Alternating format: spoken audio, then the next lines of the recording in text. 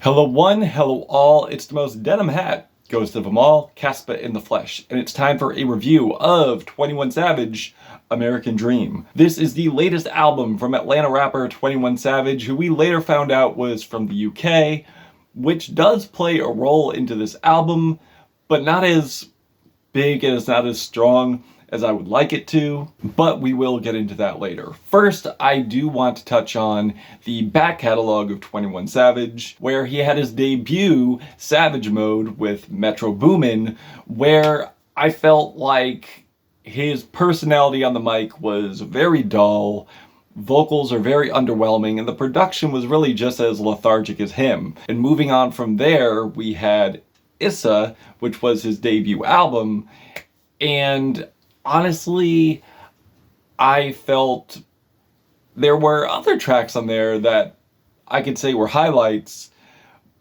but really pandered more to the commercial side of things. It lyrically just got progressively worse, and vocally not really doing much favors for me either. But I do feel there was a decent return and a decent collaboration between him and Metro Boomin and former member of the Migos, Offset, on Without Warning, which I felt was a very cold-blooded, horror-themed album, which I thought was good. I thought was actually an improvement.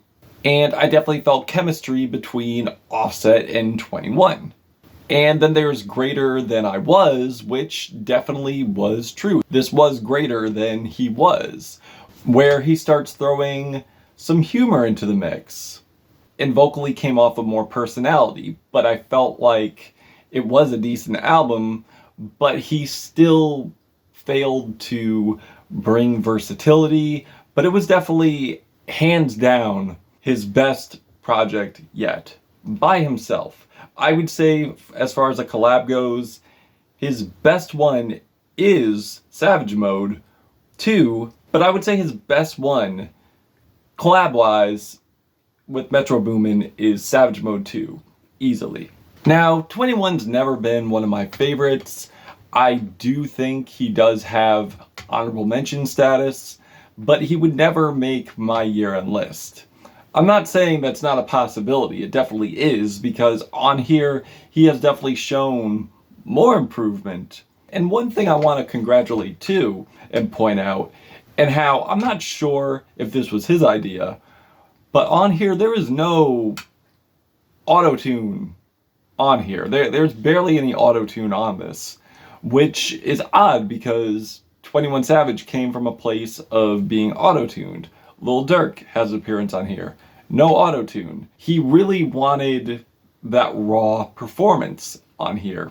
At least, that's what I think. That's my takeaway from this. And in terms of emotions, we definitely get emotions on here. Savage definitely does pull at the heartstrings on the track Letter to My Brudda, which is very moving, very powerful, and probably the most moving and powerful track he's probably ever done, aside from the one that's a tribute to his mother. But this one right here, I feel hits different, as he's addressing systemic racism, economic struggle, a massive criticism to the prison industrial complex, and that economic struggle leading to the activity that led his brother into prison in the first place. It's a very touching track, it's a very important track, and I do get a little choked up while listening to it. Also, I love the passionate soul samples, the enchanting vocal lines, and also, when you get a banger on here, the hook instantaneously hits. With hooks like, "My shooter pescatarian heat, all the beef, REDRUM, REDRUM, REDRUM." And there's even moments on here where he is self-aware of his own toxicity, like on the track Burna Boy, Just Like Me, that has this vibrant piano line. I feel like Burna really sells it vocally with a lot of heart, a lot of passion. And I feel 21 definitely nails the good girl gone bad scenario. This is kind of like his Jay-Z's Song Cry in a way. And I love the vibrant, classy beat. I love the glossy piano lines. Now, as far as 21 showing he has somewhat of a heart, he does have songs where he does come off just straight up heartless. But I will say, when there is gun talk, there is also the self-awareness of that as well, and how certain situations lead up to that, and how he's basically just speaking on survival tactics, especially coming from poverty in Atlanta, moving from the UK to Atlanta, like on the cinematic opener, All of Me, where we get a mix of cold-blooded but also introspective bars on this, as he brings up bars of mourning, survival tactics, and I love the dreamy sample flip of Rolls Royce wishing on a star.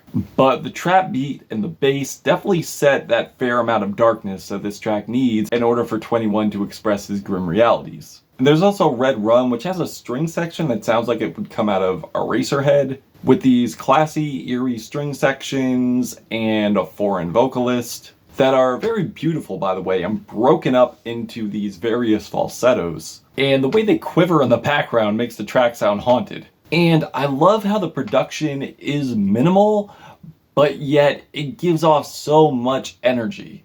And as far as the features go, it's a mixed bag.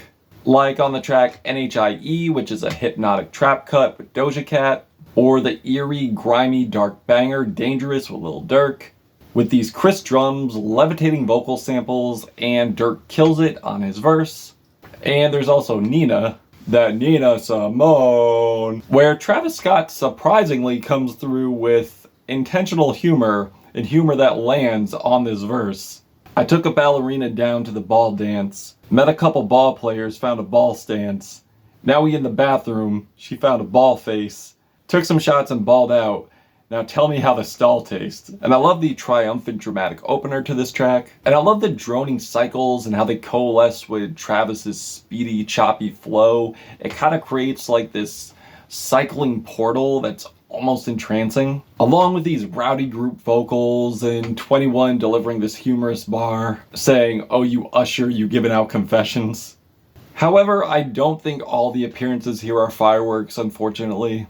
Especially on Pop Your Shit with Young Thug, where he just has these awkward gaps between these bars. It sounds like a bad edit. And not to mention one of the weakest hooks 21 has probably said in a while. With "What You Smokin', Uncle Snoop? That's that gas, I think somebody pooped. What grade is this man in?"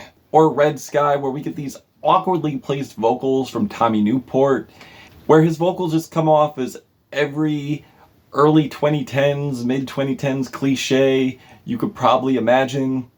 And even later 2000s too. This honestly reminds me of when Lupe would throw some pop-centric singer on his track. And yeah, it just gives me PTSD just thinking about it and listening to this again. And also another super weak poop bar. "Live on the toilet, I stand on my shit." And there's not also the bland crossover, but the really failed R&B crossovers he has here. That does take over a chunk of this album, mostly due to how phoned in 21's verses sound and how it's just like fitting a square peg into a round hole. With weak bars like "Hit Eliante and froze her, now you're a polar bear," or "You actin' shy but you freaky, I want a piece, no Reese." He does know that the purpose of the Reese's Pieces is for it to be Reese and associated with Reese, so I'm just digging too deep into the nonsensical bars here. But here's the thing. If you're showing improvement lyrically and you're basically going more introspective, wanting people to take you more seriously, these type of bars ain't it. And on "Shoulda Wore a Bonnet," he just sounds so out of place here. And the combination of Brent and him are just oil and water. And also there are solo bangers here that just pale in comparison to the bangers that he has on here that he's done solo-wise. And yeah, so overall, I mean, I do think it's a decent album. I don't think it's a terrible album. Would I say I like it as much as Greater Than I Was? No. Would I say I like it as much as Savage Mode 2? No. I honestly think it's a cut below, because he is showing improvement.